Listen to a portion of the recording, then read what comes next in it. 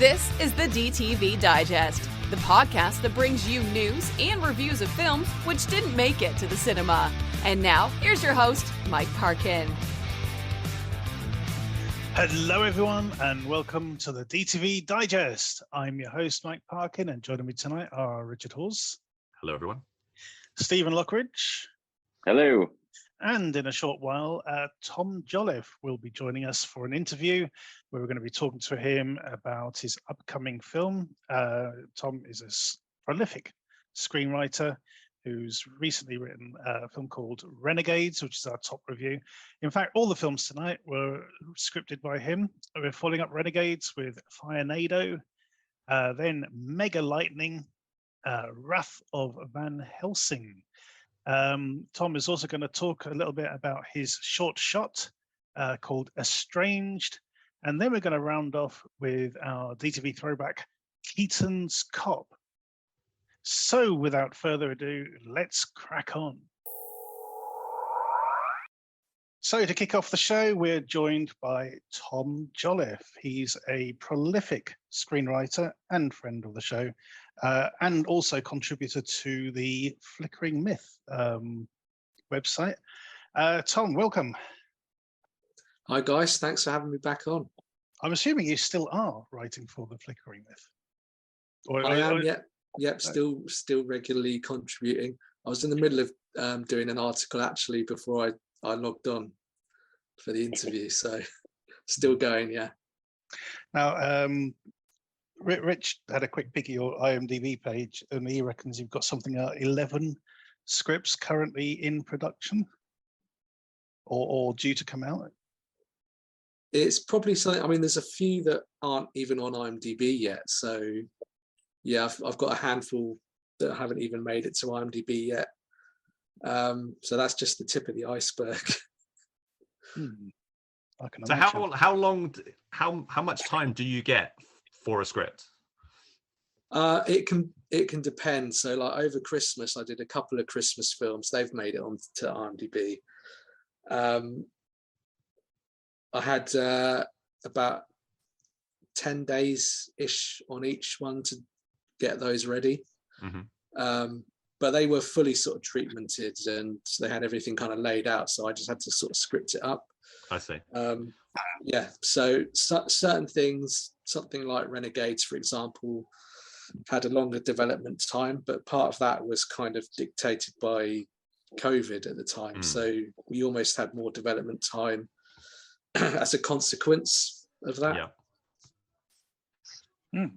Because Renegades is probably your biggest film to date. I think it's fair to say, especially with the incredible cast that it's got. So, tell us a bit more about how you got involved in that project and sort of the sort of steps along the way, and when you learned of the various people who became involved and how you were feeling as the production was progressing.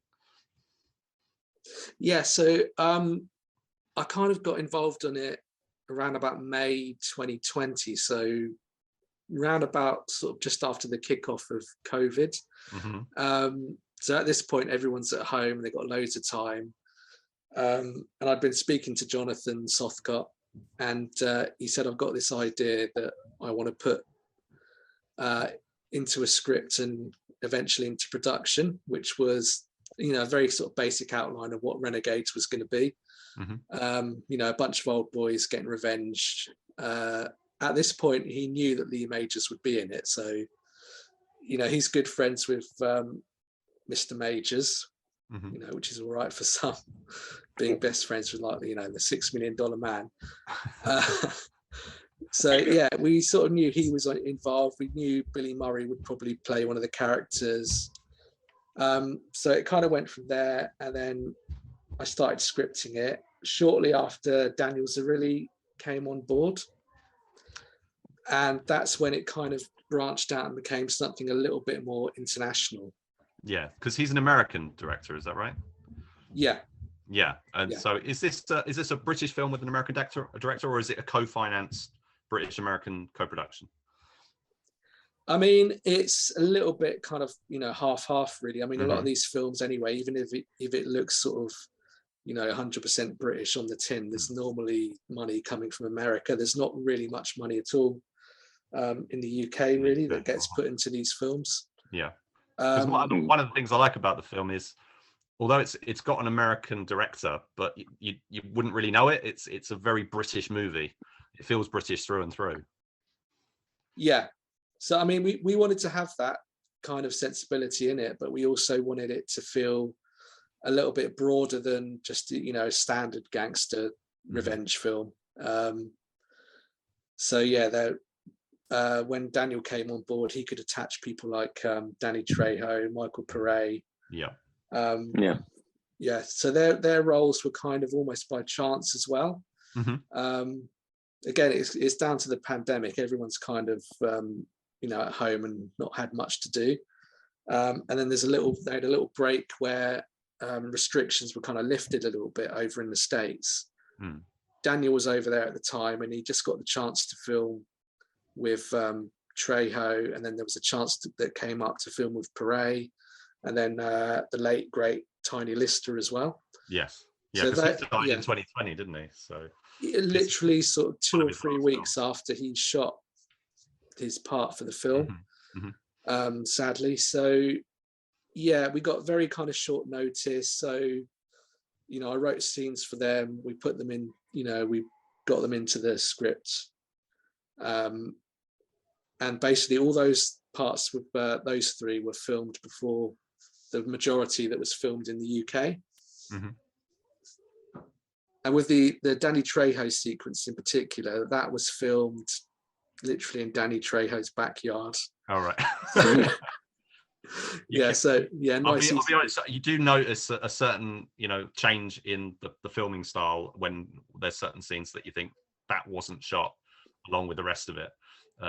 You think, I don't think Danny Trejo is supposed to be in London, but I'm not convinced at all that he was in London.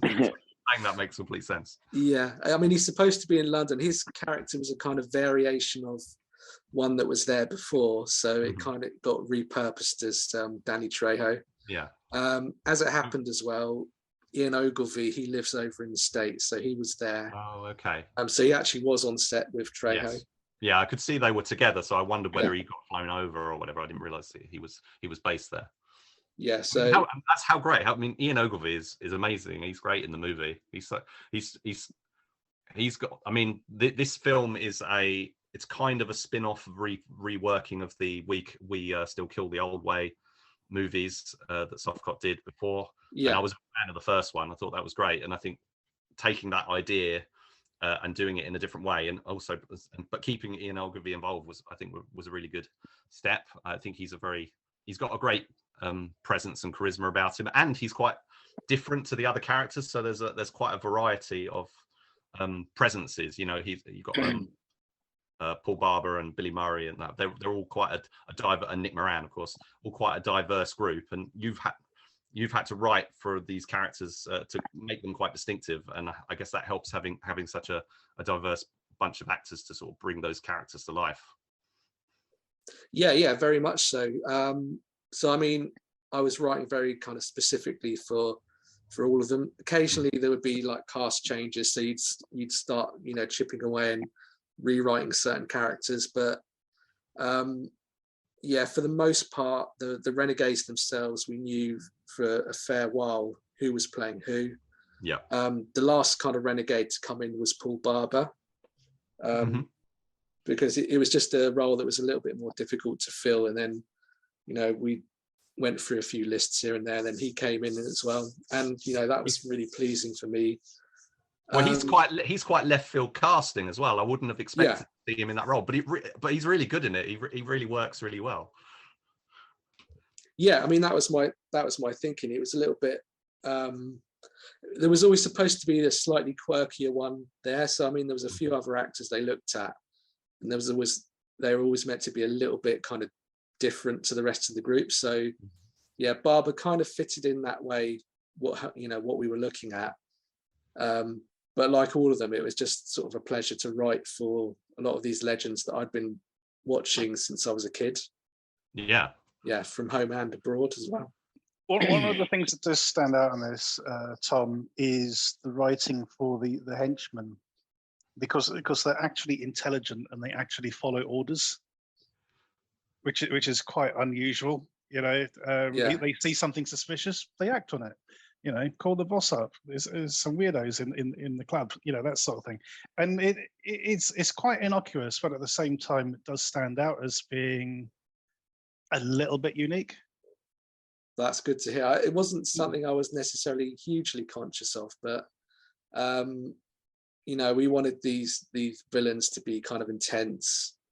You definitely want to be rooting against them. That's why the main villain is quite kind of, he was kind of partly based on Gary Oldman in Leon, and then obviously Louis Mandylor can kind of play that kind of role and really choose scenery really well. So it's brilliant, yeah. But it's his lieutenants though, you know, who are the, you know, the ones I'm talking about. I mean, if you compare these guys to the ones in, say, Avengement, you know, basically just a pub full of thugs. You know, there's a reason why Louis Mandylor's gang has sort of started taking over this particular area. You know, and it isn't just sort of brute force; they're actually quite smart, and that's what sort of comes across in the film. Yeah, so I mean, you know, we want them to be quite ruthless in what they do, and look like they're kind of like a well-organized machine, really.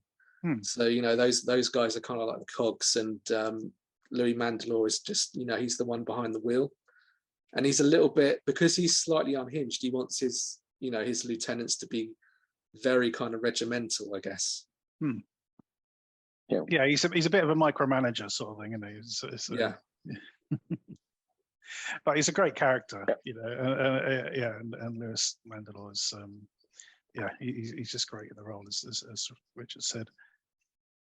Tom, your background is in a lot of, you know, a lot of where you've come from, where you've started from, has been sort of straight drama and horror.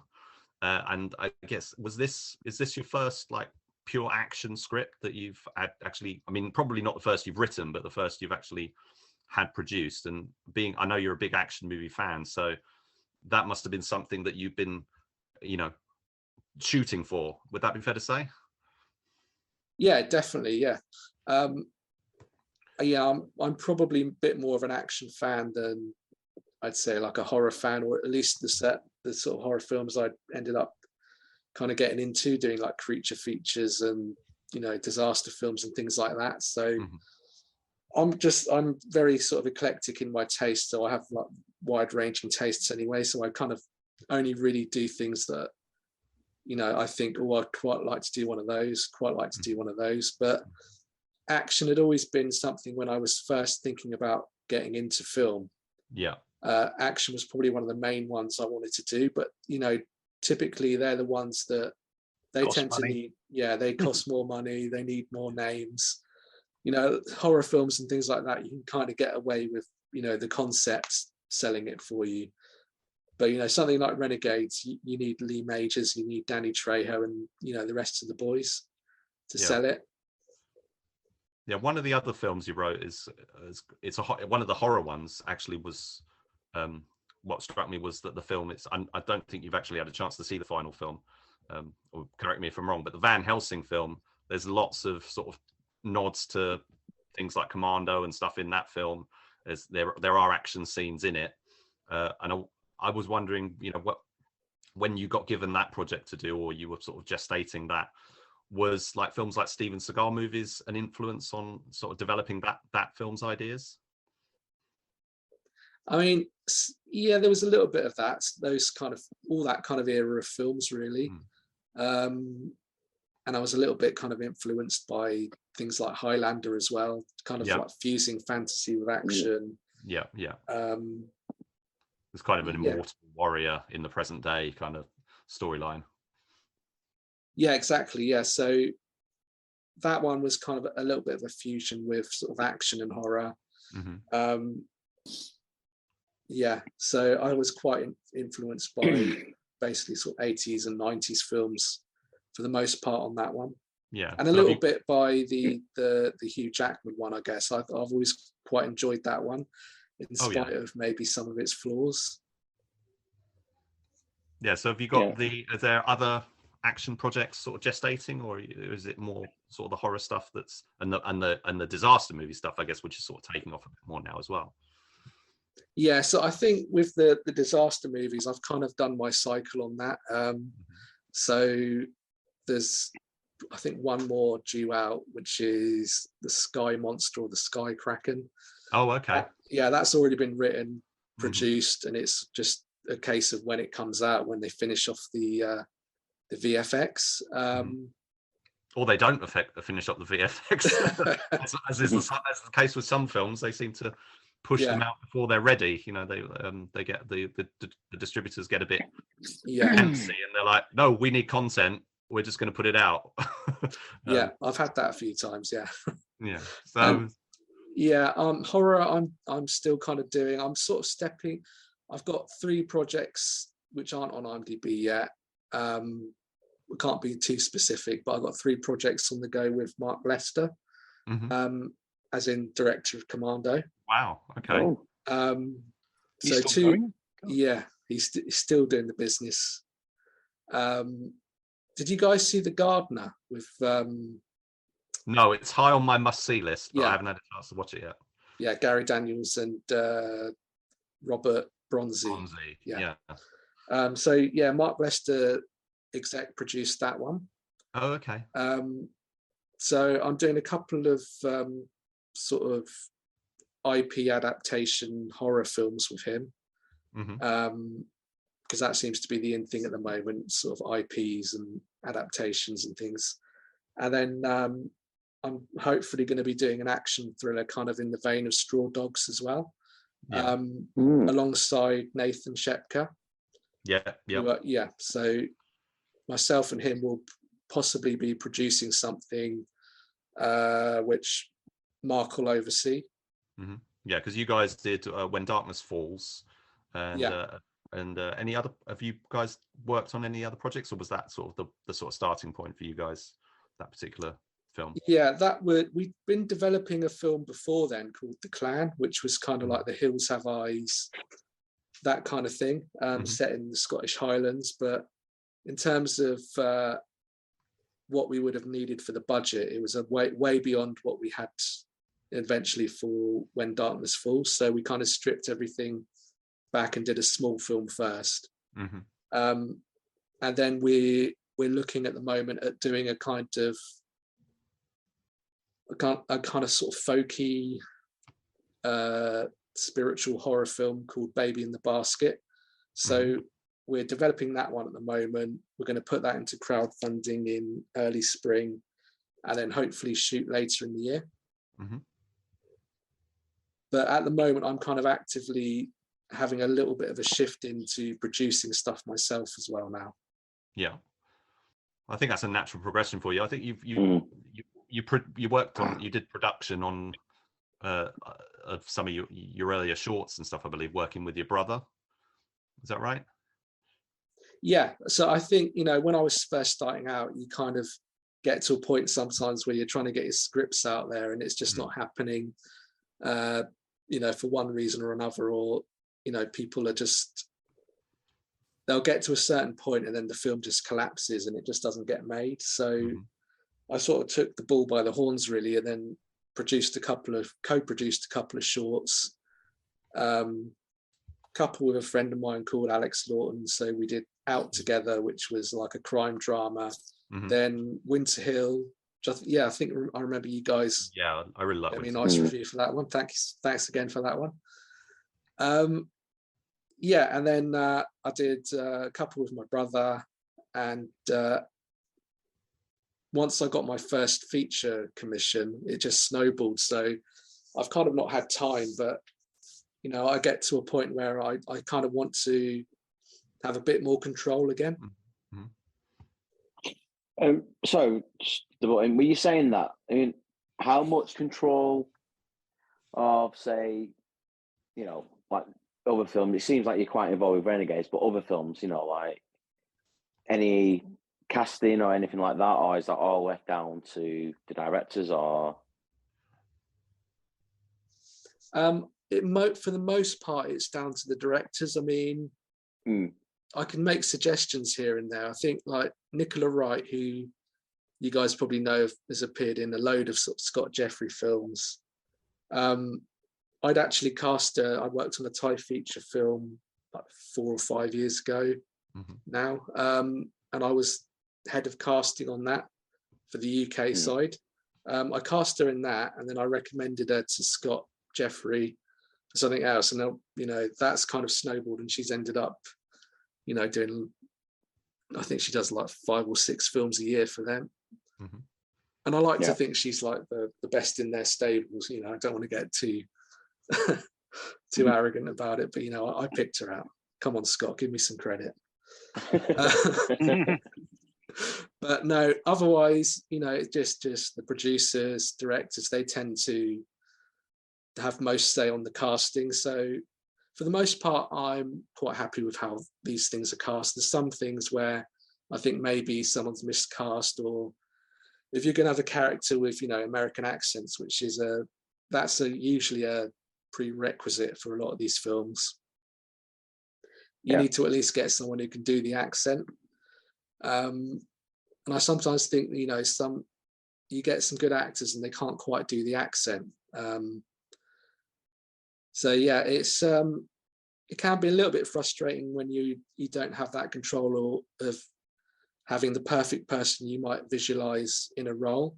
In something like Renegades, though, I mean, it's just like being a kid in a candy store. So whatever they throw at me, it's like, yep, that'll do. Lee Majors, yep, not a problem. I'll take that. Yeah, because you're kind of working at two sort of broad end, still in the very much in the sort of low budget end of the film industry, but at the sort of two extremes. You've got like the sort of quite micro budget productions on one end, and then you've got something like Renegades, which is a lot of the budget must have been in the casting alone, but the film itself has a good visual look and stuff about it, so the whole production is raised to a good standard. That must be quite interesting, sort of navigating that and sort of thinking of what the next steps could possibly be, and working on like a higher budget production. Maybe would you like to do like a Scott Adkins movie, for example? Oh yeah, most definitely. Yeah, I'd love to do that. It would be. Have you gestated any ideas for a sort of a martial arts action movie that Scott could be in? Not saying what the synopsis is or anything, but just sort of are you sort of bubbling anything away? Not right now. I mean, I've got a few action projects kind of in the vault, and a couple more with Shogun, which will hopefully come out in the next, or hopefully go in front of cameras in the next year or so. Well, hopefully a Renegade sequel. Possibly, yeah. I mean, the end does promise that they will return. Yeah. So, not giving anything away. It's been tentatively talked about. I think they've got 2 or 3 things probably in a queue before then. And you kind of need a year or so to judge how the first one's done, whether it's worth doing another one. Certainly be up for kind of going back into that world again. But it's something that I think I'd need another sort of year or so as well, just to sort of get things out of the way and progress on other things before I went back there. So it's something that I wouldn't be looking at immediately, but I don't think Jonathan and the rest are looking at it immediately either. They've got 2 or 3 things that are in the queue. Whereas, and Shogun's a new company. You don't want to start resting too much on one particular franchise or whatever you want to term it. You've got to present a diverse slate to the market. And I just wanted to ask you, how do you think we've got to this point where in the old, not so long ago, low budget, micro budget, direct to DVD British movies were pretty rare. You had people like Steve Lawson, Stephen M. Smith, and the late Andrew Jones, doing a lot of stuff in the market and getting in supermarkets and whatnot. And the supermarket thing has kind of dropped out. Yeah. The number of productions and the number of companies sort of being set up, or your Jagged Edges and your Proportions are coming in, and there's there seems to be the number of productions are actually multiplying now. We've come to a point where there's like an explosion of British, low budget, micro budget British horror, in particular, genre films as broadly, but a lot of emphasis on horror. Although, like you say, we've had films like The Gardener sort of stretching that, bringing in, action, and what was it, the Exorcist Vengeance movie, which also tried to combine the action and the horror. How do you think we've got to this particular point at this point in time? So, like guys like, I guess, Stephen Smith and the late great Andrew Jones, they were kind of instrumental, I think, in sort of forging this new, I guess, lower budget answer to sort of Hammer Horror and Charles Band and things like that. I think it all came from sort of having cheap equipment that was almost readily available. It was more doable. Mm-hmm. I think with the advent of streaming as well, I think because that's become so kind of big and there's so many avenues and platforms that are constantly multiplying and needing more content. You've also got wider options of where you can distribute your films. YouTube kind of launched and became bigger and bigger and bigger, and people have been self-distributing on there as well.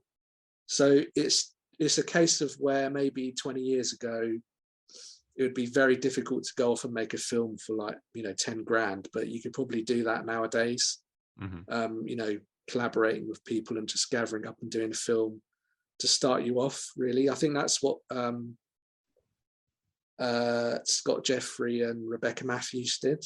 Mm-hmm. So they started off, they did a film for literally hundreds of pounds, and that kind of, they got that picked up by distributors, and then the distributors come back and then they say, well, could you make something else, and then we'll front you the budget for it. So it kind of snowballs from there, really. Mm-hmm. I'm surprised it keeps on generating the interest and the movement at the moment in Britain, because whilst there's a lot of these companies making films, there's not too many distribution avenues that are purely British. So you get you get labels like High Flyers, but there's not too many other ones, and there's not too much money that comes from Britain. So most of my sort of horror films where I've collaborated with people like Scott Jeffrey, most of them are from ITN Distribution, and they're an American company. Yeah. So I tend to find that's the case, really, that I'm working vicariously through American companies a lot of the times, even though we're making predominantly British films. Yeah. But I think because it's so oversaturated in the US, there's a big differential as well in some regions in the US between here in terms of like location costs and things like that. So someone like Mark Lester, for example, he likes to use British production companies because we can get cheaper locations over here, particularly for certain kind of style of locations. So if you want grand houses and things like that, it costs a fraction of what it might cost out in LA. Yeah. Okay. Cool. I think we've drawn to a close there. Our first review then is Renegades. When a retired Green Beret soldier is murdered by an international drug gang in London, 4 of his veteran SAS comrades set out to avenge him, dispensing their own brand of justice on the streets of London. As we mentioned, this was written by our colleague, or erstwhile colleague, Tom Jolliffe. It's got an amazing cast, that's for sure. Stupidly good cast. Yeah, it's an embarrassment of riches, this, isn't it, really? Steve, what did you actually make of the film itself? I enjoyed this.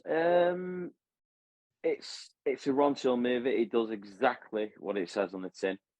There's no big surprises really, but it's shot well. The script is good.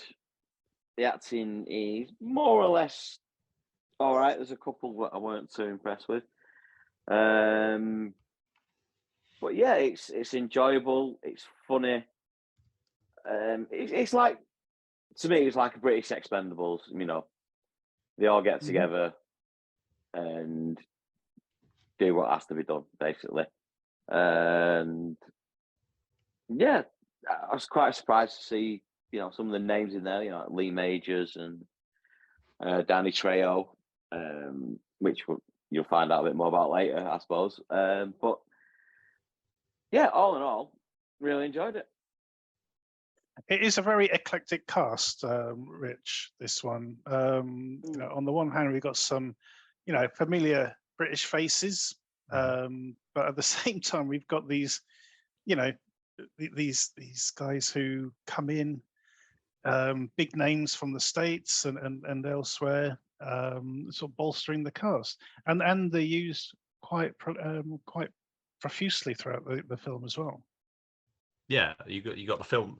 It's kind of, they've kind of gone for this core cast of, which is enough of in itself, but say in that sort of Expendables faction, they've peppered in loads of other people. You know, 1 minute you've got Lee Majors, next, you know, later on you might have Stephanie Beacham, Michael Brandon, you know, it's and then you've got the sort of core cast, which is led by Nick Moran, probably best known from Lock, Stock and Two Smoking Barrels, that was like his first big lead, I think, where he's got broke through, and obviously Guy Ritchie's big breakthrough movie. But he's gone on to play a lot of quite varied characters, but can more recently sort of quite rough characters, like in Avengement. He was pretty. He was a pretty rough character in that, and I think this the character here is a little bit of a relation of those kind of performances, more than you know, some of his sort of earlier more clean cut stuff. I think he's pretty good here as the you know, PTSD suffering, you know, soldier who ends up in this kind of support group setup, and it's kind of and then they become, you know, that they lean on their skills when one of their number is, you know, is unfairly murdered. Well, you know, unfairly is murdered, basically. So I won't say who that is at this present time, but then you know, it becomes fairly typical kind of action stuff from there on, where they're sort of trying to track down the villains, led by Louis Mandylor, and having various encounters with other people. You know, as I say, like you've got Danny Trejo on one side, and you've got Stephanie Beacham or Patsy Kensit, someone on the other. It's amazing. I mean, the film, even if you don't like, you know, even if you're not drawn in by the story, I think you'd be thoroughly engaged by playing, you know, spot the celeb sort of thing. Spot the actor or whatever. But the fact that it's really good, and you know, it's good fun, working within some quite visible constraints. You know, the action scenes are not as explosive and stuff as, you know, as we might have liked them to be, you know, back in the day. You know, there's you know, CGI muzzle flash kind of stuff rather than more convincing action, you know, gunfire and explosions and stuff in that sense. But the cast really carry it, and you know, Tom's script's really good with sort of drawing out, you know, establishing all these characters and juggling them, really, because this isn't like, looks like a half movie, but you've got so many Nick Moran's sort of the principal, and Ian Ogilvy sort of second to him. But every character has to have their moment to shine, and then you've got the cutaways to Danny Trejo, Michael Paré, Tiny Lister in one of his final roles. It's I should mention Billy Murray, sort of one of Jonathan Softcott as stock players here, as well as his wife Janine Narissa Softcott is there as well. It's just so many people, and I think they all do well with their characters. I thought Lee Majors was good, and Louis Mandylor is a great villain. He's we've said it before. I think Louis Mandylor, you can put him in pretty much any role. You know, he can be the sort of supporting character. He can be the action hero. He can be the villain. he can do them all, and I enjoy seeing him in all the. I mean, Hell Hath No Fury, the Jesse Johnson film we saw him in recently. The what was the Gary Daniels movie that he did, where he was a bad guy? Bringing Back Dead. Bringing Back Dead, yeah. Bringing Back Dead. So yeah, I think there's, apart from a couple of sort of dodgy moments in terms of performance, there's a bit where Patsy Kensit basically comes home and finds Nick Moran in her house. And unfortunately, it's awful. it's like really unconvincing performance. But I can, I don't, it is what it is. Patsy Kensit, actually, I haven't seen her in a movie for ages. I mean, if you think back, she was in Lethal Weapon too, for heaven's sake. And Time Bomb. She was doing all films like Angels and Insects. Was that one? Yeah. Full Eclipse, the werewolf thing. Oh yeah. With she was doing a lot of American movies and stuff at the time. So as well as a pop music career, she was very successful. So yeah, it was good. I think once her character settles down, it was all right. But she's not in it a huge amount. But Stephanie Beacham says a cameo. But Ian Ogilvy is kind of like he's kind of the star of the show here. I think Ian Ogilvy's just got such amazing presence and charm. Yeah. This bit like the previous sort of there was another film, the we still kill the old way and we still steal the old way that he did before, which we talked about. He was the lead in those, and I think he's great. He's one of those, again, TV actors. He took over from Roger Moore on The Saint. The Return of the Saint. Yeah.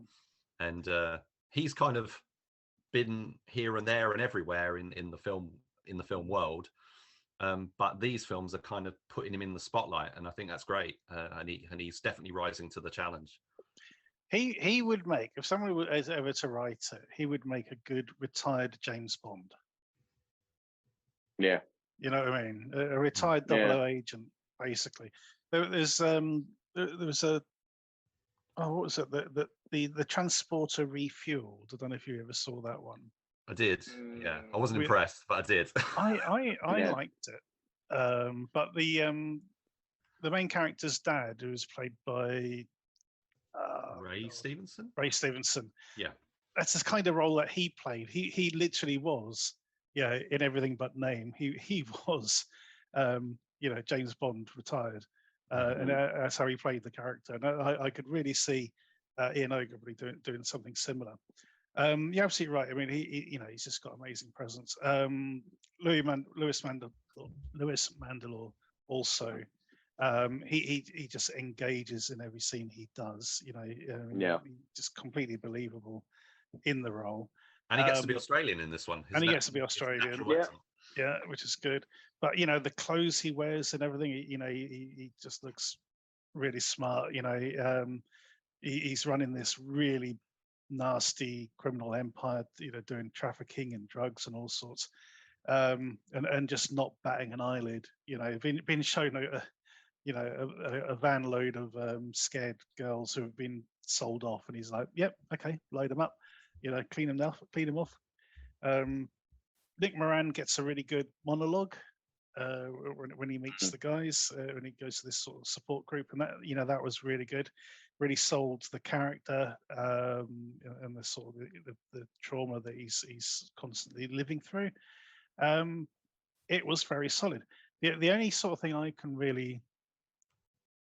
the only sort of really downside for me with this is a little bit of oomph could be needed in a couple of the scenes. The funny thing is they've even got their own intro song, Renegade, all that sort of stuff. And I just wish doesn't fit them at all, unfortunately. No, it doesn't. No. It doesn't fit. There's one black character. It doesn't fit the scene. That's the issue. I just wish they'd approached that. Basically they turn up at the bad guys' headquarters, sort of thing, and they literally just sort of stroll in. And I'm thinking it needed slow-mo shots, it needed close-ups at each of the characters, as that sort of thing. But I imagine that just comes down to budget and timing. What time they could sort of spend on the scene. But it really could have benefited from that extra bit of bombast, really. But other than that, I thought this was very solid, a very enjoyable film.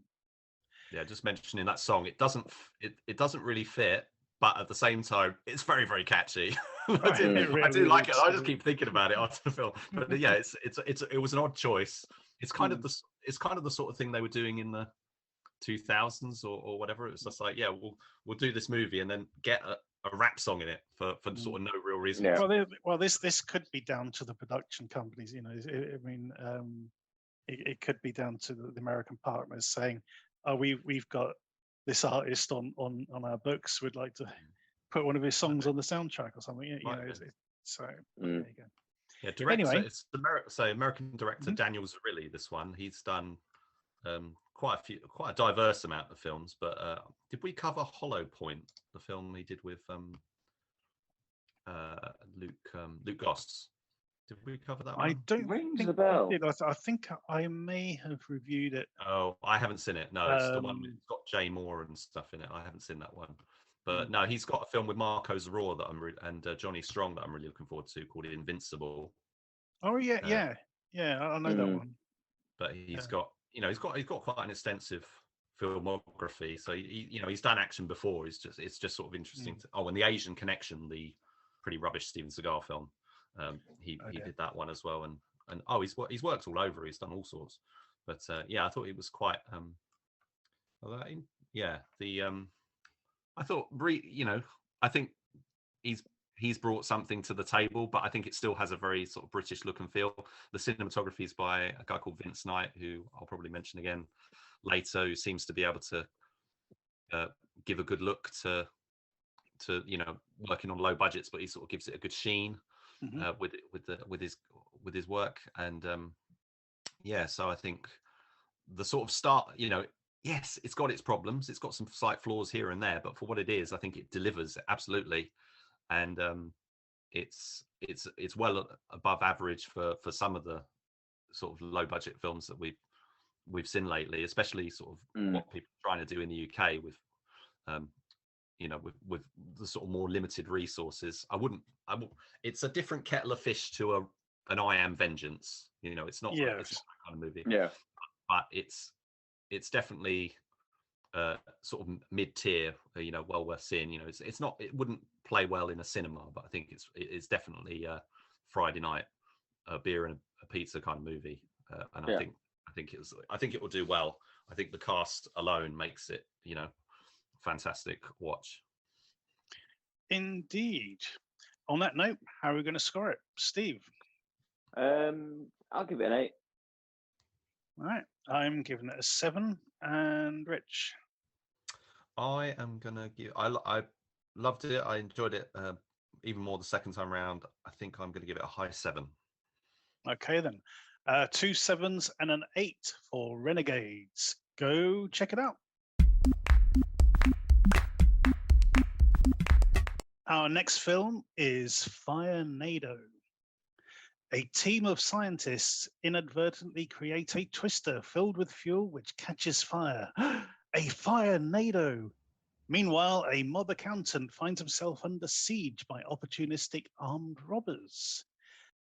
I'm sort of starting to see a bit of a theme with some of our colleague Tom Jolliffe's work, whereby he is able to take a premise and do something relatively different with it, so it almost becomes incidental to the actual film itself.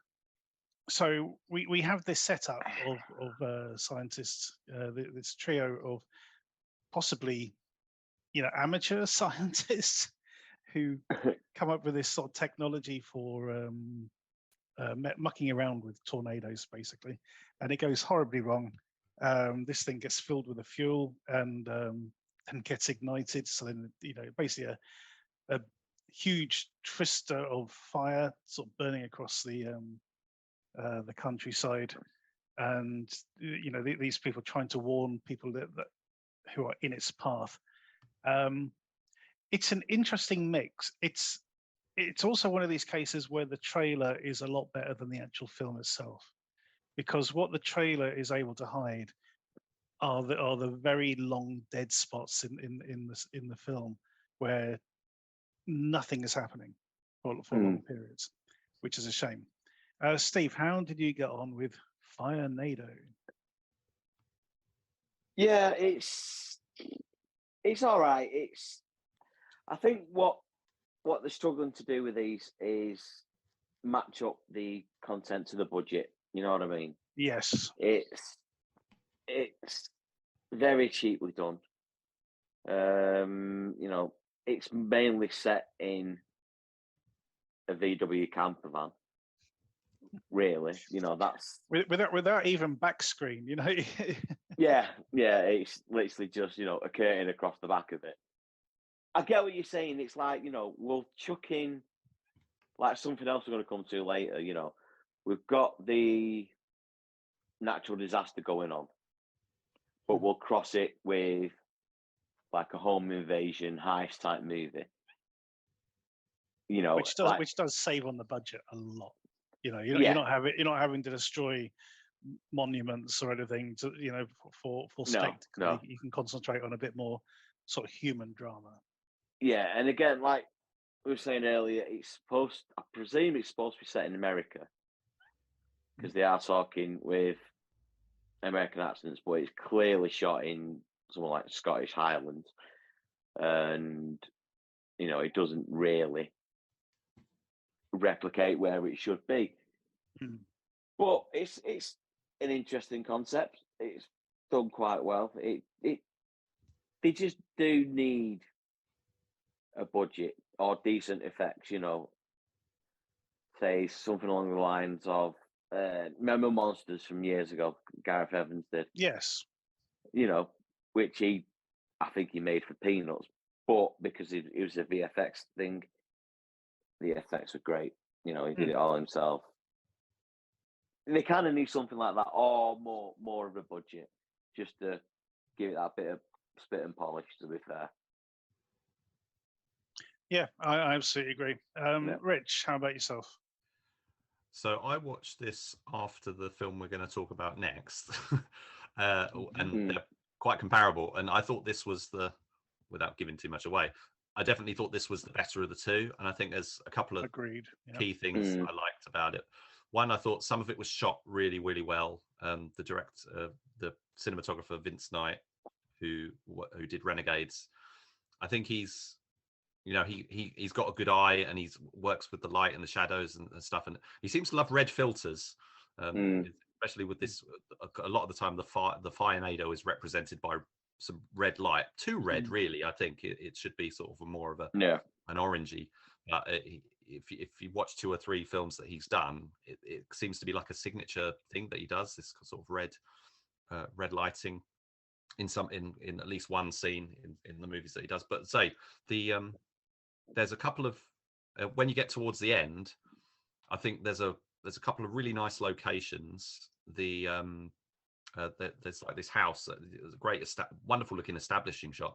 I don't know if it's like they've shot that or whether they bought that in. I'm not sure, you know, where they shot it or whatever. But if they did buy it in, it combined well, I thought, and it looked really strong. The other thing I really liked about it was the human threat. I thought the main villain, played by Jamie Robertson, who I had a lot of trouble finding out what his name, because I couldn't remember the name of his character in the movie, and IMDb doesn't have him listed on the film, so I was struggling to find out who this guy was. That's crazy, isn't it? He's such an important part of the film, and he's not even credited missing at the moment. Yeah, so Jamie Robertson, I thought he was really solid. As this gangster sort of trying to get, unlike his sort of the guy he's after, which is the very handsome, very impressive looking.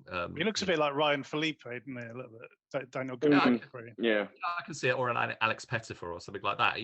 He's definitely got a presence, but unfortunately, they got him to do this American accent, which it's Alabama accent sort of thing. It just doesn't come off. It doesn't pull off. I mean, most of the cast are all right, but some of the accent stuff just isn't working as it doesn't fit the character either, does it? It really doesn't. No, I think it's they wanted to do it for that's what I agree with Steve. It's like muddled. I was thinking, where is this set? Is it Americans in the UK? Is it supposed to be America? I wasn't sure, but whether I missed something. But I also, there was another thing I thought was strange actually, was they do this announcement about the Firenado, and it's on radio, and I was thinking, who would listen to it on the radio? Surely it would be on a TV, but they don't. I guess it's a budget thing. It's easier to record some audio than to do a fake news broadcasting. So I thought that was quite interesting, funny. But overall, I did have it's from Dark Abyss Productions, which is one of the outfits, a bit like Jagged Edge and Proportion and stuff. But I don't think I've seen one of the Dark Abyss Productions before. And this is directed by Rhys Frake-Waterfield and Scott Jeffrey. Scott Jeffrey, I think, did, they've done tons, but Clown Doll, I think, was one of the early ones that we covered. Oh, yeah. And Rhys Frake-Waterfield is behind the Winnie the Pooh Blood and Honey movie, I believe. Yeah. It's kind of sort of one of many films that they're making. It's because of its concept and stuff, it's really broken out and sort of become this huge snakes on a plane kind of phenomenon. It'll be interesting to see how people react to it when it actually comes out, when people do actually see it. I'm really interested. So it's going to be a lot more high profile than some others, but yeah, so he is they're co-directors on this one. This sort of concept's been done before. We've seen like Casper Van Dien, I think, went after Fire Twisters and stuff in one of his films. That was a good one. That was that an Asylum one? Sure. He was a fire chief. So yeah, we did cover it, and it was actually quite a lot of fun. Apart from one really nasty, out of character, really nasty murder in it, which is weird. But overall, I thought there's some good bits, like there's like little funny weird bits, like that Tom's obviously put in the script. Like there is Camper Van, and he goes, right, now let's engage the hyperdrive, and he turns like this clicks on the NOS or something, which is like a really weird moment, but it was quite fun. I enjoyed it. I thought actually the visual effects at times were really rather decent. Especially at the beginning, especially when they're sort of experimenting with the twister at the beginning. I thought that was actually quite well done. And say picturesque location. There was sort of little funny things, like when the film starts and it introduces a female character, she's brushing her teeth, but she's clearly not brushing her teeth because there's no toothpaste or anything. She's got the toothbrush in her mouth. It's like, it's not. I'm out of the movie already because you're showing me you're brushing your teeth, but you're clearly not. Well, it was such a weird place to start with a character, isn't it? Yeah. I suppose they wanted to sort of juxtapose her, her introduction with Daniel Godfrey's introduction, because they both start off in a similar way, sort of looking in the mirror, in the bathroom. But yeah, it's just weird. Yeah, let's start with a character brushing her teeth for some reason. Yeah, anyway. But going back to Daniel Godfrey, unfortunately, because the accent thing's this issue, but the guy's, he's a handsome guy. He's got great presence. Put him in the right role. I've looked on his IMDb. I don't think he's done a huge amount yet that I've seen, but I think he's definitely got something. Yeah, and definitely watch him with it. Whatever accent is his normal accent, stick with that. it's interesting to see. Yeah, so I'm sure he must be from the UK, but because there's a short film called Blinkers that I'm on the lookout for, and he's got a couple of other things coming up. But so I think he's one to watch. It's just this wasn't quite the right role for him, but he's got and who was the heroine that he ends up teamed up with? That's Sian Altman as Anna. I thought she was good as well. I'm not familiar with her. I haven't seen her before. That's one of the great things about these movies. Although you do see, actors, familiar, a bit like watching Steve Lawson's films, you see the same people turn up, which is fun in itself. But then there's the people you haven't seen before, and you discover people that you'd be interested to see more of what they're able to do, and follow their careers, and where are they going to break out and stuff. So I like this film for a number of reasons, and it really exceeded my expectations. I thought it was a lot of fun. Yeah, I enjoyed it, but I think it just needed to be tighter. Basically, I can live with the effects, some of the dodgy bits, accent wobbles, as we talked about, but yeah, it just needed to be a bit tighter in places. But but they've probably been told to sort of come in at a particular runtime. Yeah. On that point, how are we going to score it? Over to Steve. I'll give this a 6. And Rich. Yeah, I'm marking it down because of the accents thing. If they'd have just set it in the UK, that would have been better, I think. 6. But then you couldn't have a tornado, mate. That's the problem, isn't it? Oh, so it's not set in the UK then. Okay, fair enough. I'd never even thought about that. I mean, we've had like one tornado in the whole of the history of the UK, and it knocked over a sandwich board or something. Yeah, you know what? I never applied that level of logic to the film. So that makes sense. Well, I'm giving it a 6 as well. So it's 3 6s, all for different reasons. We should note that this one, at least on the copy we saw, did not credit Tom Jolliffe. That's correct. Yeah, I noticed that. It misattributed it to another guy called, I believe, Craig McCleary, I think. Whether that's been corrected by the time you guys are watching it, but certainly on the screener that we watched, it didn't have Tom. But this is Tom's movie. He's got his fingerprints all over it. Absolutely. 3 6s for Firenado. Go check it out.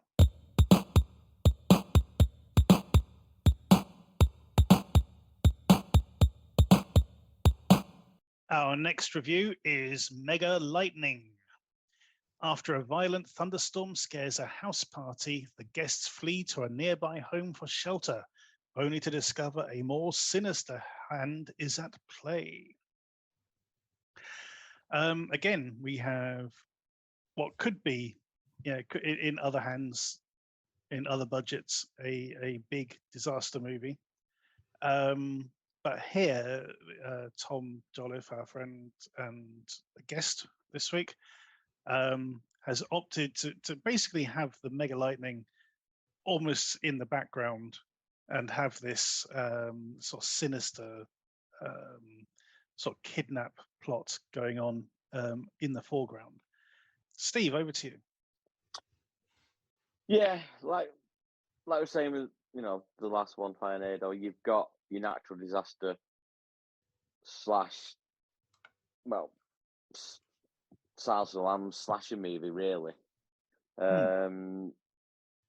But it didn't really work as much for me, this one. Again, I thought the performances are pretty good, except is it Jordan, the killer? Richard Kovacs, I thought. Who hath speaketh in stupid oldie worldy English and Shakespearean times. Yeah, it was just bollocks in a way. I just didn't see any need for it. And I just thought his performance was pretty weak, to be fair. I thought he was terrible. But there's other parts of it, like May Kelly as Meg. We've seen her quite a lot recently, really. She was in Nutcracker Massacre. Yeah, and is it graphic designs as well? Oh, right. She's in that. Now, is it me, or is she not a dead ringer for Sadie Sink? Kind of. She's like an English Sadie Sink, really. But like I say, from the Nutcracker Massacre, it's a completely different character, and I thought she actually turned in a good performance this time. I really didn't like her in Nutcracker, but in this, I thought she was pretty damn good. And I like the dad as well. I don't know why. It's just a bit of a shame what happened to the dad. But I did like some of the characterization, because there was something like with Meg, there was something there, like an intimacy issue.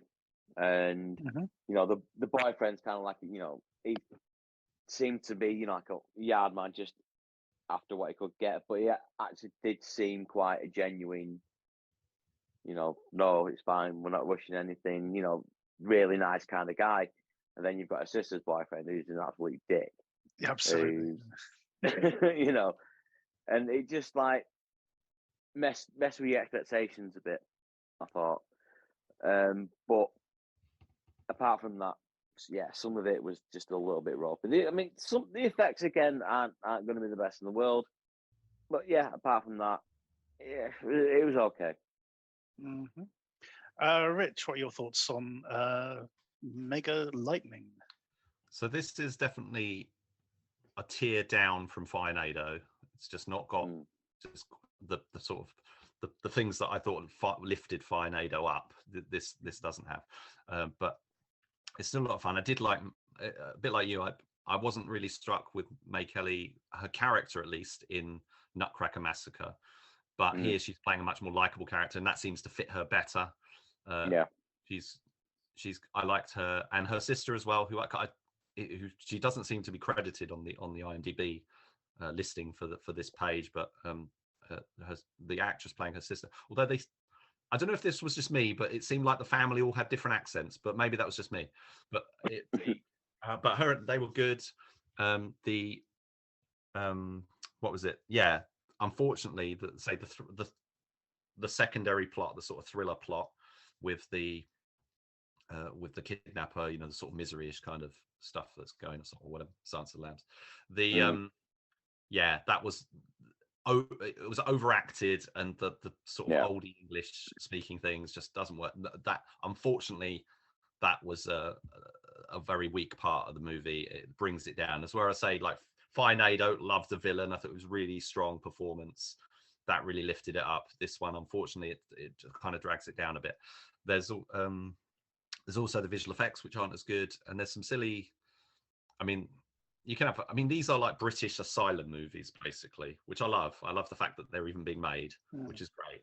But the some of the bits just sort of a bit don't quite work. I thought, okay, there's a bit at the start where one of the characters Tom does the trick of the old cliche of the car doesn't start, which I had a lot of fun with. Yeah. And I thought the car was just going to get struck by lightning or something, but it doesn't. It's something much more dramatic happens. And although it's a cheap visual effect, I liked it. I thought it was a great little moment. There's the plot contrivances are sort of bugged me a bit. In terms of certain characters have ventured out and got into an accident, and stuff's happened, and then the other characters magically find them. It's like, I was thinking, of all the area, unless I missed something, there's a huge amount of woodland and whatever, and they've just happened in the dark. They just happened to stumble across these people. That just sort of wound me up a little bit, of just being a bit too neat and tidy. Prior to that, though, when the thing happens, so a character gets knocked down by the tree, and he's like staring up. Okay, he's clearly breathing, which was a bit comical. But okay, accepting that in the movie he's supposed to be dead or nearly dead, perhaps. He doesn't get checked on. It's just like there's barely any shock factor or any sort of attempt. It's like, he must be dead then. It's like, no, he could still be alive. Check him for a pulse or something. I think actually, funny enough, I think it was a Charlie Steeds film, Werewolf in London, Werewolf in England, and it had that sort of thing where they're going like, we got to press on. You hear in the background going, "I'm still alive." It's like, which I thought was brilliant. It's like, it's just a presumption. Oh, he's dead. It's like, no, I'm not. Yeah. We've got to think of ourselves. Like Will Ferrell in Austin Powers. I'm very badly burned. Yeah. No one's going to go check on him. Exactly. So yeah, I think I found it a bit of a slog, to be honest. But there were things I liked about it. And say there's a couple of little snappy little moments, and I did enjoy the sort of the lead, May Kelly and a couple of the other actors, but for the most part, it didn't do much for me. I'll be honest. A long time ago, and I'm talking a long time ago, there was rumours of a script that was going to star Sylvester Stallone on an island, like a Hawaiian island or something like this, or some sort of tropical island, and there was going to be a hurricane, and robbers turning up to rob something, and he was going to have to defend it. And I can't remember if it was like the writer's strike or budget, overruns, and it got shelved. And then we had films like what's the Christian Slater one with Morgan Freeman? Hard In Rain. the Rain. Hard Rain, yeah. Hard Rain. And recently we've had things like Skyscraper with Dwayne Johnson. And then I suppose the most accessible one for this sort of thing, the most touchstone, is Hurricane Heist with Ryan Quanten and somebody else. But unfortunately, even Hurricane Heist wasn't that good either. So the idea of sort of melding disaster movie with action or thriller elements, unfortunately, that hasn't really been fully realized yet, I don't think. But anyway, just out of curiosity, what, if any, is your favorite death scene from Mega Lightning? Probably the boyfriend in the jacuzzi. Yes, of course it is. Just be the twat. Well, I couldn't help. I mean, the only way really I got through this film was by channeling my inner Beavis and Butthead. And just and that particular scene in the jacuzzi, because it did look like he was just having an orgasm explosion. And the way the water. Was his character supposed to be the sister's boyfriend, or just a friend? Because she was getting really dressed up for this party, and he just turns up like a slob or whatever, and I'm just thinking that can't be her other half, sure, surely. And it's just anyway. Yeah, the jacuzzi thing. Sorry, Mike, I interrupted. Jacuzzi, it was just hilarious. Lightning just keeps hitting it, and the water's frothing away, and he's jerking away. It just looks hilarious. He's jerking away. Literally jerking away. Yeah. But I should say there's an explanation for this, which is that the theory is that the lightning is being drawn to the human body, the sort of heat signature of the human body, which is why because at the beginning it's like the lightning is like intentionally coming after people, which is what's quite funny at the beginning. The beginning is a bit weird. We have this sort of prologue, which is the sort of thing. I was like, where is this set? Because both actors seem to be Australian. Their accents just seemed really weird. I was thinking, are we in the outback? What is going on? I had no idea where it was meant to be set. I'm not particularly bothered by the cheapness of the special effects. What I'm more bothered by is the lack of sound effects to go with them. There are times things happen and there's just no sound. Cracks appear in walls and things like this, and it's like it's completely silent. It's just sort of stuff happens. Well, this is a key thing. I think even in Firenado and stuff, we do see this quite a lot with some of these films. Just I don't know if they just run out of money or they don't have the resources. I think that's what it is. Complete sound mixes. I know some films I've watched. Well, I mean, we watched one. I think it was one we also spoke to Tom about. Was the version we saw wasn't actually supposed to be the version that was actually released. There was actually a version with the sound, with the missing sound of like a shotgun being fired or something. Oh, that's right. Yeah, it was the end. It was the very last bit of. What was the film? Was it When Darkness Falls? When Darkness Falls. That was it.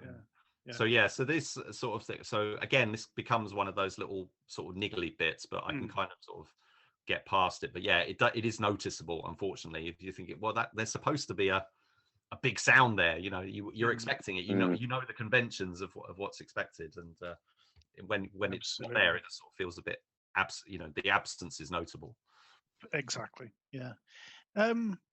But yeah, the death scenes were quite funny, and it is, someone gets struck by lightning not once, not twice, like 3 times in a row. So like, it's like really, really vindictive. It's quite amusing. That's what I was thinking. It's like almost like it's like a Jaws the Revenge kind of thing. Of like the lightning is angry, the lightning is actually coming after people. Yeah, the lightning's out for revenge. Wow. Which, in a way, I actually wish that was what it was, because that would be so mad. It would be pretty crazy. Don't offer any explanation. It just is doing that. Yeah. With no reason whatsoever. No logic. Indeed. Right, how are we going to score Mega Lightning? Steve? I'll give it a 5. And Rich? Yes, because there's a nice little line in there that Tom puts about watching a film about a fire tornado. He does. That's I'm going right. to give it a 5. Yeah. Self-referencing his work. Good one. Yes. Okay. Why not? 5. So 3 5s for Mega Lightning. This is mega low budget.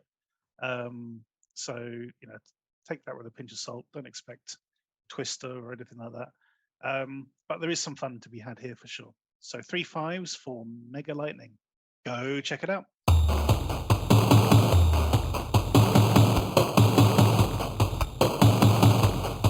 Our final review this week is Wrath of Van Helsing. Van Helsing is called upon to help save a missing girl and her friends from a horde of demons. Not so much a horde, I think, as a demon, IMDb, but we'll see. Okay, so this is our final film of this episode, written by Tom, our guest. How did he get on with this one, Steve? Not very well, to be fair. Now, Mega Lightning, micro budget. This is even smaller. I like some of the makeup. I thought, some of the makeup effects are quite good, but it's basically just set in a lot of tunnels and there's just people running around. The action was dreadful. It was like you didn't see any punch, kick, bullet, sword, stake, anything connect at all. The CGI blood squibs were dreadful. And it was basically, let's just put a red light in a tunnel and film it from there. Performances, again, weren't great. I thought the guy playing Van Helsing was terrible. It's, let's look silent and brooding, and that'll do for the whole thing. Yeah, I thought this one was a real letdown, to be fair. Rich, this is directed by Scott Jeffrey, whose work we've come across before. He did the previous one, Mega Lightning, I think. He did Firenado, in fact. Oh, Firenado, sorry. Yeah. Also, Exorcist Vengeance, which me and Steve covered last year. And Clown Doll, which I begrudgingly think we did give a bit short shrift to that one. I think, but he did do a film back in 2019 called The Final Scream, which he also wrote the screenplay for, and I really like that. That was a really good, very imaginative script. It was about filmmaking. It was about this actress sort of going on to a film set or being invited to a film set. Turns out the director was a bit of a nutcase, but that was actually sort of really good. Clown Doll, I think we sort of ripped into the puppet a bit too much, but yeah, he's a pretty prolific director. He did Kingdom of the Dinosaurs as well, which I think we covered as Valley of the Dinosaurs last year as well. So how do you see this film in keeping with his previous work? I do like that, he is so prolific, he's doing all these projects. I don't think they're all, landing. I think this one is weaker. I do like what him and Tom were trying to go for, it seems, with this. It is it's an action horror film, sort of shades of, you could say Blade. I think more like the Steven Seagal film Against the Dark, but on a much lower budget, with a sort of sword wielding hero. So Michael Hode is the guy playing Van Helsing here. Now, interesting. We were talking a little while ago about Transformers: The Last Night, and funnily enough, he was in it. right. in a small role, because he's an actor and director, but also a stuntman. So he kind of does writing, directing, and stuff. He did a film called Shoguns of Jimbox, which we saw at Fighting Spirit. Yes, that was good. He wrote and directed that, yeah, which I really liked. I don't think I've seen him in a sort of a film lead before, but yeah, it is what it is. I think it doesn't quite work, but I like the sort of setup of the. It's a bit like that film Bunker 717 that we watched. You know, it's on a much lower, even, you know, that wasn't a big budget movie, but it was a very sort of slick movie. But this is like that on a much lower budget, where they go into this catacomb sort of thing, sort of thing, and then sort of wandering around the tunnel, and then they get captured by the vampires / demons, and from then on, I thought it was going to be a bit more about the girls, and it wasn't. It was kind of the inciting incident. It's got like they become just there to be rescued, basically, after a while, or turned, and you know, it does become a sort of action hero out to rescue, and they do put in some, you know, there's some commando-ish kind of sort of getting tooled up kind of moments, and you know, I didn't mind the action. I thought it, you know, for working within the limitations that they clearly had, I didn't mind it. I was okay with that, but it is a film that's, the budget limitations are very apparent. It's quite you know, when you look at having watched the disaster movies, which are quite broad canvas films with big, you know, spectacular, at least establishing shots, or, you know, or distance shots of like houses and, you know, or Lake District or whatever it was, some nice looking places, and this is very much concentrated, you know, narrowly on one particular location that's not very picturesque. There's not a lot of production value you get from that, although, you know, there's something to be said for it, but it's not a particularly maybe if, you know, you get someone, you know, you get a stronger cinematographer, could get more out of it maybe, but still, I had some problem. It's got on the IMDb, it's got Sarah Alexandra Marks credited as being in it. I'm pretty sure she was not in it. I don't think I saw her in it, because I always enjoy seeing her turn up in stuff, but I didn't see her in this. So yeah, interesting to see an action horror sort of hybrid. Some of it worked for me, you know. It's a fairly standard sort of rescue mission plot, but yeah, I think you're coming in under the title Van Helsing. You got certain expectations. I think they're doing something a little bit different with it, but don't really have the money to do too much with it. So therefore, I appreciate that they haven't gone in a fairly routine sort of, you know, vampire movie kind of thing, because this isn't really a vampire movie. That's what's quite interesting, is they're more, I mean, they're actually referred to, which surprised me, as Cenobites at one point. Yeah. Really. And they actually do look like the Cenobite. He does, Movie. So I don't know if that sort of seemed like a bit of a copyright infringement kind of thing at the moment, but because I looked up Cenobite, is it like a term that, you know, is in more wide use? But it seems to refer specifically to like a monastic order kind of thing, rather than what Clive Barker's Cenobites were. But I thought, you know, so he hadn't coined the phrase, so it's no, it is a term, but he sort of recontextualized it, and sort of in sort of pop culture of what Cenobite means to people. And I think this film, the creatures, which I do think there is some good makeup effects here. I mean, we've talked about various films that have sort of quite static makeup, you know, that's the lack of animation and stuff is a weakness, but which I think is a problem on a variety of budgets. I think they're actually pretty good here, but I would say if you're after something action horror with this kind of setting, I would say Matt Rutledge's Tribal Get Out Alive is a much better example, and probably didn't have any more money. You know, probably maybe a little bit more money, but I wouldn't have said a huge amount more money. I would put these two together, and you know, sort of they're sort of chalk and cheese in terms of quality, unfortunately. Yeah, I think for me, the word that comes to mind is rushed.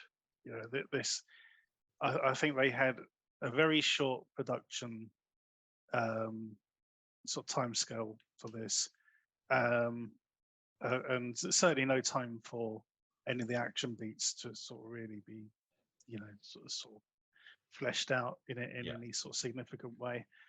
I think some of the dialogue scenes could be tighter. There's certain choices of phrasing which seems odd at times. There's one scene where Van Helsing is berating someone for sneaking up to him at night when it's clearly daytime. Yeah. Because it was sort of shooting day for night, but forgot to put the night filter on the thing. There's a scene towards the beginning where one of the girls just falls over for convenience's sake, so she can be captured. You know, there's absolutely no reason for her to fall over. She just sort of turns around and just falls flat on her face, which is just ridiculous. They do this kind of thing with the characters, don't they? Like you say, the girls, they get captured, but they try to do this kind of like Brides of Dracula kind of thing where they're getting turned and sort of and you know, a couple of them are like ganging up on one of the others and stuff like that, which that just sort of didn't quite fit with the rest of what was happening with the I don't think the villains, you know, the creatures or whatever, and what they were doing was very clearly defined. You know, what were they there for, and were they sort of vampiric or what? Is that might be me sort of zoning out and missing something. I'm perfectly willing to say that's my problem, but there seemed a little bit of an inconsistency about whether they were making a vampire movie, or a, you know, demons in the sort of you know, haunted, you know, derelict, whatever, nuclear bunker or whatever the hell it was supposed to be. There is some nice cinematography here. One of the opening shots of the girls waiting for their friends to turn up is really well framed. With they're on like that the causeway going. The causeway, sort of thing going on. I thought that was really nice. There's an unintentionally funny moment. It looks really nicely shot when there's sort of Van Helsing and his friend are sort of staring out to sea on the coast, on the beachfront. And you know, the old couple come to be introduced, and then his friend sort of tries to walk off, but because they're standing on like rocks, and you sort of see him sort of like really cagey, sort of like trying to figure out where to put his feet as he sort of tries to get out of shot, which was quite amusing. You know, but there are some sort of nice touches here and there. I just wish, you know, a bit more money, a bit more time to sort of develop what they're going for would have been great, but it's not a complete disaster, that's for sure. No, I definitely think there's things about it, and I'm glad I've watched it. I enjoyed watching it. I think the Van Helsing angle sort of hooks you in. I don't think it has the money or whatever to make the most of that theme. You know, it could have just been anything sort of generic, but again, that's the power of like a recognizable, you know, name or something that, you know, that they can just get hold of and, you know, use copyright free. It's interesting because Steve Lawson probably would have had the same budget as he made a Van Helsing film, didn't he? Like a couple of years ago, but you know, it would have had half the cast and one location, you know, whereas this is a bit more expansive. You know, I mean, they've gone, you know, a little bit more ambition than maybe what. Yeah, there's. I mean, you got a couple of. There are a few more. Although it does feel like most of it's taking place in that in those sort of corridors and stuff. There are a very, you know, there's like the parents' house, and like you say, the sort of seaside bit, the seaside bit and everything. There is a bit more to it, but but it is short and stuff. I would say that's another thing about a lot of these films that we haven't mentioned. A lot of the running times are really short. I mean, Firenado, I think, was about an hour and 15 minutes long. That was another thing I really liked about it. It was like it didn't, you know, it knew when to sort of to fold them, basically. So this one, interestingly, it had its release on YouTube, as far as we can tell. This seems to be quite common now, that a lot of these films from these particular companies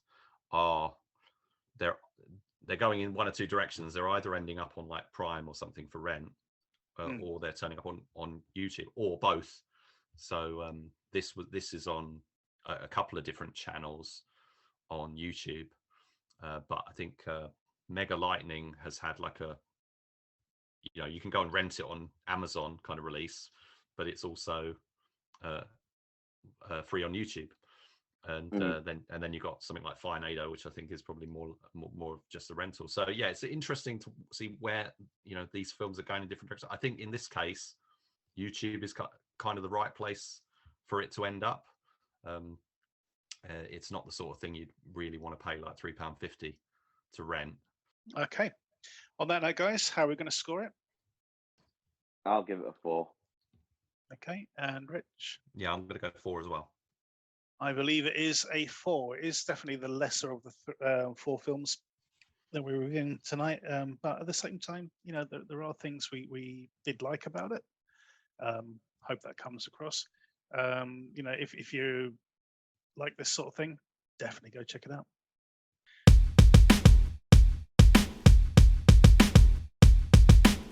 Okay, so it's time for the short shot. We're doing something a little bit different this week. We're not going to be reviewing a film. What we're going to be doing is talking with our guest, Tom Jolliffe, about a new short that he's got playing. It's not available yet, but it's something to sort of look out at festivals. It's called Estranged, and it sort of takes you back to some of the sort of your dramatic roots. This one, can you just tell us a bit more about it? Yeah, I mean, it was probably 4 years ago now. I think I shot this one. Mm-hmm. Taken a while to sort of find its way. It took a little while. So a few months prior, I'd been working on the Thai feature film I mentioned earlier, and I was doing casting and locations on that. I'd been tasked with filling a bus full of extras, and the lead actress in Estranged, I met her via doing the casting on this film, and then she sort of helped. June? Yeah, Eden June. So she kind of helped. She's just starting out as an actress, or was at the time, mostly kind of in a theatre background, but she was quite interested in doing some fiction films, and we kind of got talking about certain projects. I'd kind of had a gestating idea based on just this idea of like cross cultures. I'd been out in China maybe 6 months or a year or so prior, and my wife's from China. She's from the north of China, and we'd been visiting her sort of hometown, and there's a big kind of community of Koreans up there, because it's not too far from like the North Korean border and the South Korean area as well. So they get quite a lot of like a Korean community, but like many places, they kind of get, I guess they get kind of pushed to like ghettos, and they get a little bit I guess marginalized by some people. So I kind of had this idea of like a family being split, maybe. So the background of the film is that there's a Korean mother and a Chinese dad. They kind of split up. The 2 kids get split up as well. At a stage where they're too young to remember it. So, they kind of reconnect in Britain, sort of 30 odd years later, and that's where my kind of story kicks off from. So I kind of developed that with Eden. I was very intent on writing a drama at the time, because a couple of the films I'd written before, including Out, which is a crime drama, and I've just started chipping away at features and things. Everything seemed to revolve around someone at some point dying. So, or getting shot, blasted with a shotgun or something. So I thought I need to, pull back and do something a bit more tame, a bit nicer. So I wrote that, but I wanted to make sure she was kind of involved in the creative process to just say, if that doesn't ring true, that, you know, I need to change that. And then it was the same when we cast Yu Rao, who was in that as well, as she plays the Chinese sister as well. Yeah, Maggie. So part of the reason I wanted to keep that kind of idea of, you know, someone has been raised with the Chinese heritage, someone's been raised with Korean heritage, because I didn't want to sort of go and cast a Korean actress to play Chinese or vice versa. I wanted it to feel a bit more authentic. So yeah, we went and made the film. It was kind of like a collaborative process. We didn't have any money to do anything really that elaborate. So where was the location for that very ornate building in the park? Yeah, I think it's Victoria Park in East London. Oh, okay. Yeah, it's a bit of a point. That brings production value in itself, doesn't it? Yeah. Somewhere like that to be able to shoot. Yeah, it was great in terms of the visual and how it looked, but it was a nightmare for sound because I think we chose Duck Day or something. Where just masses of ducks and geese, and they were just making constant noise. So that was one lesson learned from that one. And despite the fact I'd never done it before, I was the sound recordist that day as well, which is another one of those, one of the beauties of like low budget indie filmmaking or micro budget filmmaking. Yeah. You've got to be able to multitask and kind of learn on the job. So we just about managed to sort of clean the sound on that eventually. The film got stuck in post a little bit for a while because being a kind of collaborative film, we were waiting to try and find someone to do the score, which we did. So yeah, a couple of years ago, it started its festival run. It got a little bit delayed because of COVID. A couple of the festivals got kind of cancelled, then pushed back. So our final festival, I think, is going to be May time. I think it's called the Asian On Film Festival. Yeah, so after that, it should be released in spring, sort of mid to late spring, I think. Great. Just wanted to ask, what's striking? One of the key striking things about it is it's a story about two women, and obviously, I was just wondering, you know, how do you write quite a lot of sort of macho characters and stuff in the action and some of the horror stuff, but films like this and you know, even some of your genre stuff like The Witches of Amityville, you're writing for women.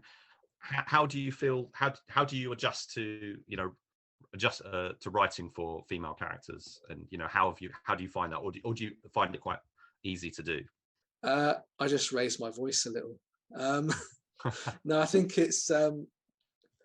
I think with something like Estranged, for example, we did quite a lot of. We had a couple of meetings prior to the film where I guess we workshopped it a little bit. So we went over and made notes on the script and maybe things that did work or didn't work. So that was, you know, both from a cultural side and I guess from a gender side as well. And then from something like Witches of Amityville, I kind of knew the three principal actresses who would be in that film. I've got a sequel written for that, by the way, so that might be coming out. That might be shooting later this year. Yeah, so I kind of knew who I was writing for, and being as two of them were producers, so they're kind of okaying the script, and they're saying maybe that doesn't work or this doesn't work, and then, you know, come the shoot, they did a little bit of ad-libbing as well. So yeah, I think it probably, I do my best, but yeah, ultimately I think you've got to write not just you know, characters you relate to yourself, but you've got to be able to sort of step into the shoes of characters that you might not necessarily relate to as well. And I guess that goes as far as including villains and, you know, people like that as well. Yeah. So are there any, I mean, I guess my closing question for this part of the show would be, are you developing any other short film ideas that you're hoping to sort of get off the ground, or are you strictly focusing on features now? I've kind of got a few short, because I love doing films in the short form. It's quite freeing, I guess, in some ways, that you're not bound by 3-act structures and things like that. Particularly as like if you're working via distributors, they want things quite formulaic, so you can be a bit more experimental, I guess, with a short film. So I'm going to develop a few short films to shoot with my brother, and then what I might do is do maybe a collection of 5 or 6, and then have them partly connected in some way, and then put them in together in like an anthology. Oh yeah, great. Because I think the one thing with short films is it's really difficult to distribute. It's quite difficult to find avenues where you can put them out afterwards, after you've done your festival runs. So yeah, I think I will look to maybe compile them into one longer feature, and then there's more avenues where I can take it and hopefully release it. Yeah, sure. And that's quite a common approach that I think a lot, I mean, not in terms of somebody making their own short films, but you're finding certain production, the ITNs of this world, other companies like that are saying, oh, let's buy these bunch of films, hire someone to do a top and a tail on it, and then release it as a feature. That seems to be something we're seeing quite a lot of now, which is good in a way, but I find some of it's bad for consistency. Whereas if you've got somebody like yourself who's involved in the production of all of them, you can bring a sort of coherence to that approach, I would say. Yeah, very much so. Yeah, I think it's difficult in terms of finding distribution for anthologies. But I think because there's so many kind of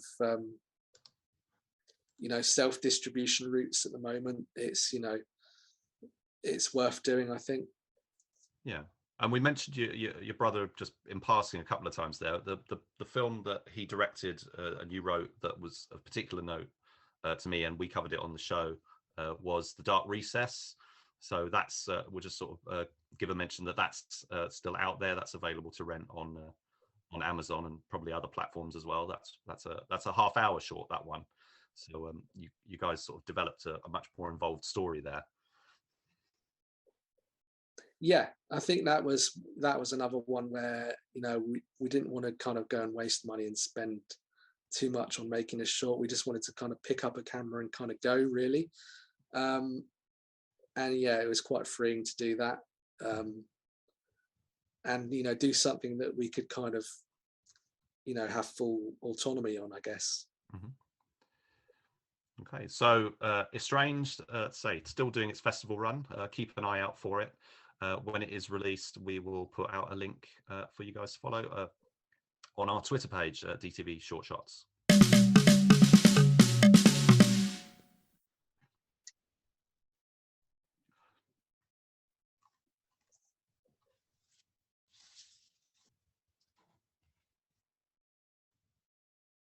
Our DTV throwback this week is KEATON'S COP. When a ruthless mob hitman mistakenly murders the wrong guy, a detective and his partner are ordered to protect the intended target in this hard-edged action comedy. Unfortunately, I didn't get a chance to see this one, so straight over to Steve. What did you make of this? Very, very 90s, shall we say. It is from Canon, so yes, definitely. Yeah, obviously. I don't know, it's a little bit... Well, it starts off like a bit of a buddy cop movie, and then transfers to something like Midnight Run, in a way. Yeah. And then goes completely haywire. I don't know. He definitely likes throwing people through windows. I mean... Yeah, as was the fashion, yes. Yeah, I think there's 5 in the first 10 minutes, something daft like that. It is what it is. It's a cheap 90s buddy cop movie, buddy, gangster movie. You know, there's no great shakes there. I mean, the action's quite good. Especially the chase scene, shall we say, the car chase scene. I thought that was done really, really well. But it just kind of peters out at the end. Really, there's no big action scene at the end. It's just literally like a flame going through a house. You know, that's about it. But yeah, it was okay. Sorry, Tom. This this stars Lee Majors. Oh God, what was it? 22 years ago. So a bit more towards his prime than say he is in. 32 years. Yeah. Oh my God, I can't add up. Yes, 32 years. Okay, wishing I was still 40 something. So yeah, Lee Majors sort of more towards his prime than he is now, but he's still described as an aging cop, though, isn't he? He is. I like that. He's this old past it cop, and it's like 32 years ago. Indeed. God, now he's a retired SAS officer or something. So how did he get on with this one? I sort of vaguely remembered watching it years ago on TV, and thinking, oh, it's the guy from Fall Guy. Because I was more of a Fall Guy person myself than $6 Million Man. I think we were the Fall Guy generation. Yeah. Because when I was growing up, they were doing the repeats of it on probably ITV or something like that early in the morning. So I was always quite a big fan of that show. So I kind of knew of Lee Majors around about the time I first saw it, and obviously looking back now, I kind of enjoyed this one. I think it's one of those late era canon films. It's kind of like post the Golan and Globus split, so it's kind of like half semi canon. I'm not too sure which one of the ones produced it actually, but this one, it's kind of like that era where they're kind of starting to pump stuff out on video just before they fully died out. It's one of those action comedies where they don't quite nail the action or the comedy.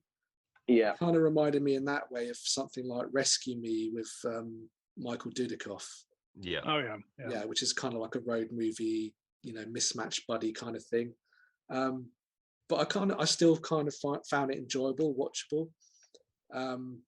Like Stephen says, him throwing people through windows constantly is a good source of entertainment. There's a bit of kind of interplay between him and Don Rickles, and then him and the gangster he has to protect, played by Abe Vigoda.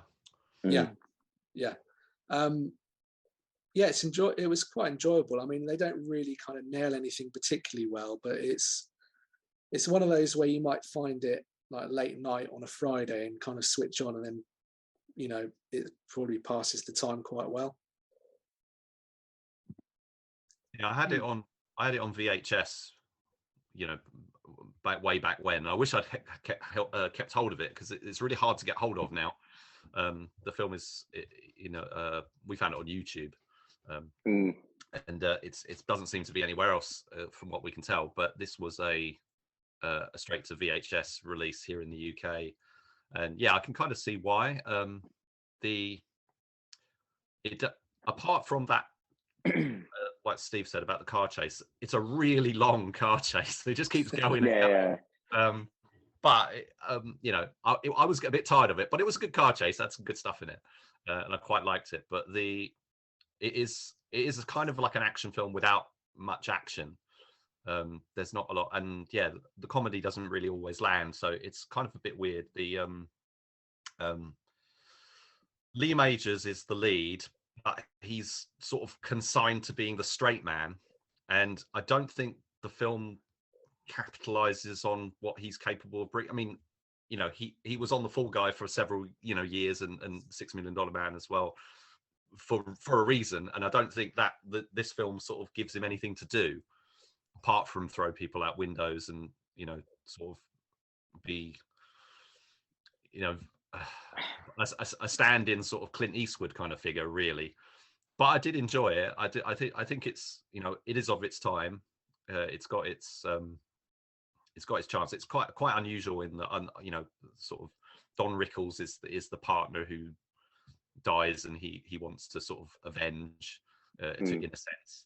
And Abe Vigoda is the Keaton of the title, who he's kind of body, which is where the Midnight Run stuff that Steve was saying comes in.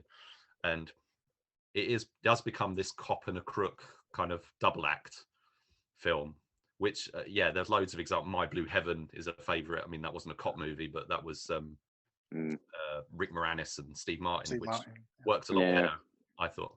I really loved that film when it came out.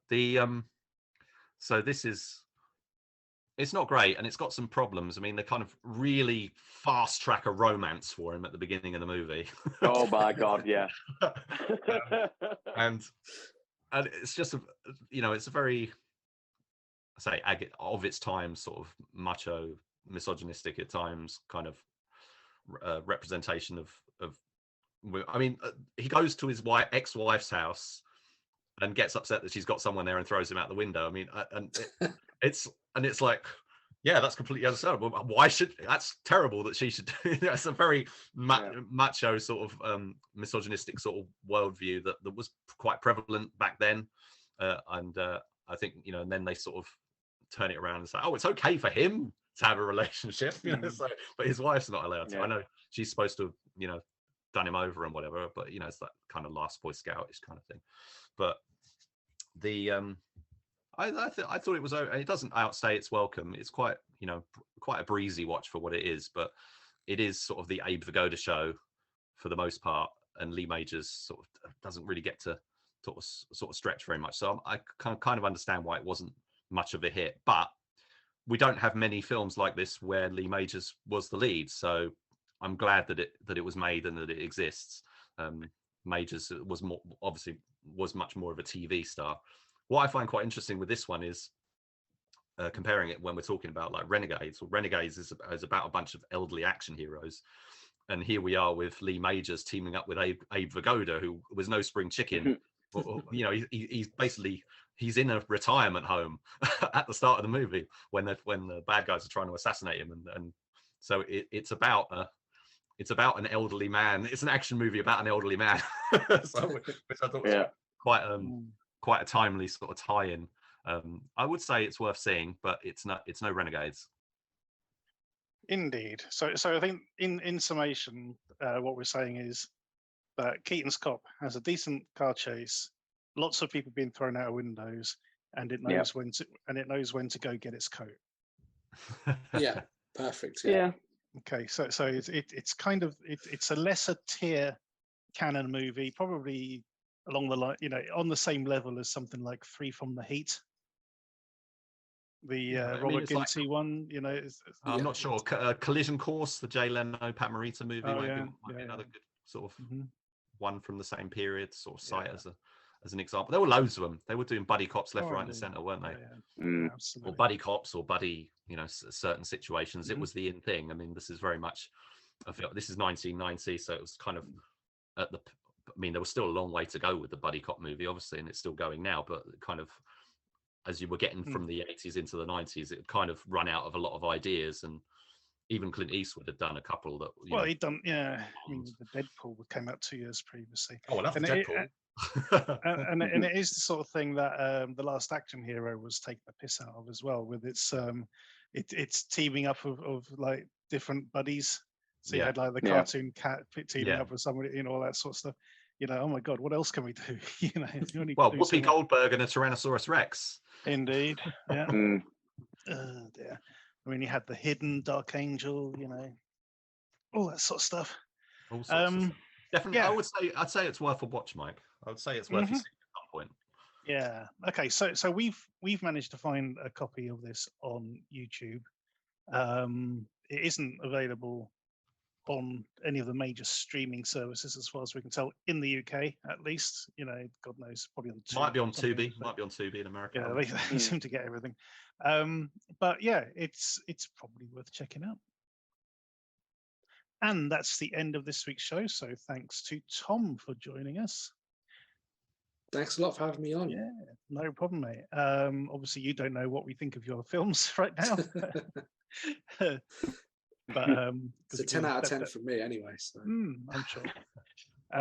But yes, don't forget to check us out on Facebook and Twitter at the DTV Digest. Also, our Short Shots page, where Richard puts a new short link on every evening around about 8 o'clock. Thank you for listening. Tune in next time.